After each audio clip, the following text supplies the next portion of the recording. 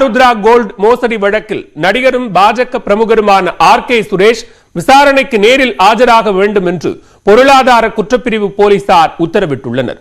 தலைமறைவாக இருக்கும் நடிகர் குற்றப்பிரிவு போலீசாரின் விசாரணை வளையத்திற்குள் கொண்டுவரப்படுவாரா?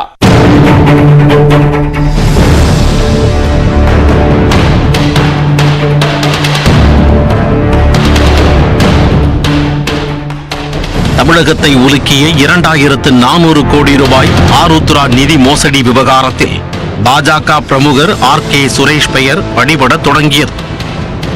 இதனால் இந்த மோசடி விவகாரத்தின் பின்னால் முக்கிய நபர்கள் பலரின் தொடர்பு இருக்குமோ என்ற சந்தேகம் எழுந்தது. பின்னணியில் யார் யார் இருக்கிறார்கள் என போலீசார் விசாரணை வளையத்தை விரிவுபடுத்திய போது பெரும் புள்ளிகளின் பெயர்கள் அடிபட தொடங்கியது. முக்கிய பிரமுகர்களின் பெயர் வெளிவரத் தொடங்கியதால் இந்த வழக்கை நீர்த்து போகச் செய்ய முயற்சிகள் நடைபெற்றதாக கூறப்படுகிறது. இந்த நிலையில்தான் பாஜக பிரமுகர் ஆர்.கே. சுரேஷுக்கு எதிராக பொருளாதார குற்றப்பிரிவு போலீசார் அதிரடி காட்டத் தொடங்கினர்.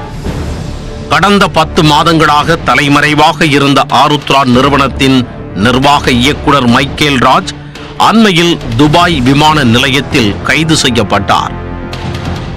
முன்னதாக மோசடியில் முக்கிய தொடர்புடைய ரூசோ என்பவரும் கைது செய்யப்பட்டார்.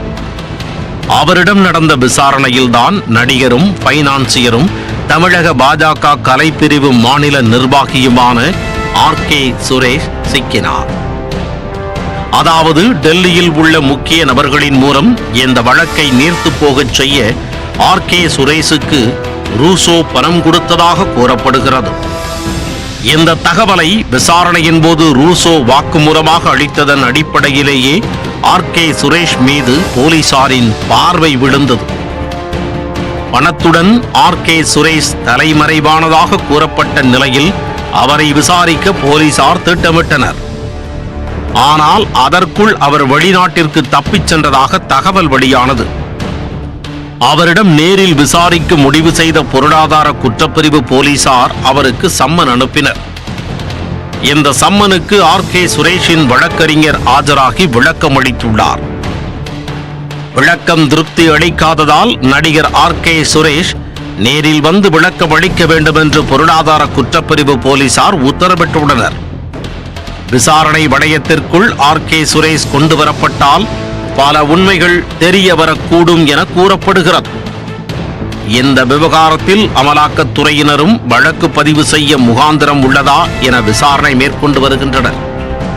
இதேபோன்று வருமான வரித்துறை மற்றும் தீவிர மோசடி விசாரணை பிரிவு போன்ற விசாரணை அமைப்புகளும் வழக்கு குறித்து விவரங்களை கேட்டுள்ளது. ஒவ்வொரு விசாரணை பிரிவும் தங்கள் சட்டத்தின் கீழ் வழக்கு பதிவு செய்ய முடியுமா என்ற அடிப்படையில் ஆதாரங்களை திரட்டி வருகிறது. இந்த வழக்கில் பெரும்பாலான நபர்கள் கைது செய்யப்பட்ட காரணத்தினால் இன்னும் 2 மாதத்தில் குற்றப்பத்திரிகை தாக்கல் செய்யப்பட உள்ளதாகவும் பொருளாதார குற்றப்பிரிவு அதிகாரிகள் தெரிவித்துள்ளனர்.